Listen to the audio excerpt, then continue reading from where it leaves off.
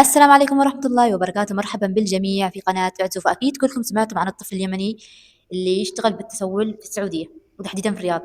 قصة الطفل باختصار إنه جابه رجل يمني عشان يشتغل بالتسول في الرياض، واللي ما يجيب له فلوس باختصار يضربه كمان لين طلع الدم من إيدين الولد. بالصدفة كان سعد الغرمول في المكان. سعد الغرمول هو يوتيوبر سعودي مشهور، وشاف الولد يبكي وسأله ليش أنت تبكي وش فيك، والولد قال له أنا من اليمن ومن صنعاء وأمي عندها عمود فقري وأبوي متوفي، يعني الطفل يتيم. والرجال جابه من اليمن بطريقة غير شرعية عشان التسول. وسبحان الله رزق الولد هذا المظلوم على أيدين الظالم.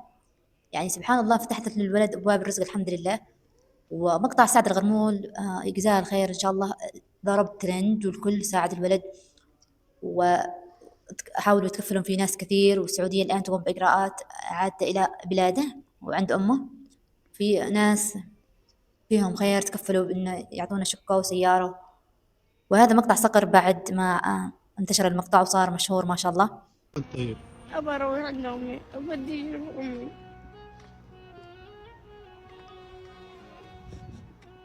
اسمح لي، الأمور طيبة معاك، كلم الشرطة. ها؟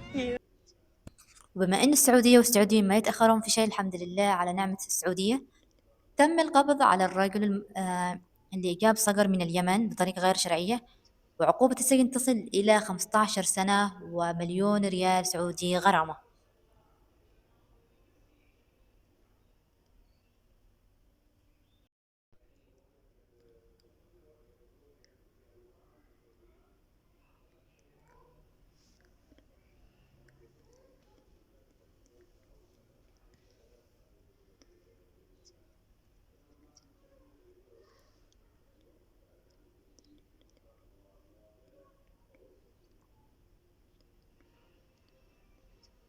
هذا هو المشهور، هذا هو اللي يدوروا على الناس بالبطحة، لا معه رقم تلفون ولا هم يحزنون.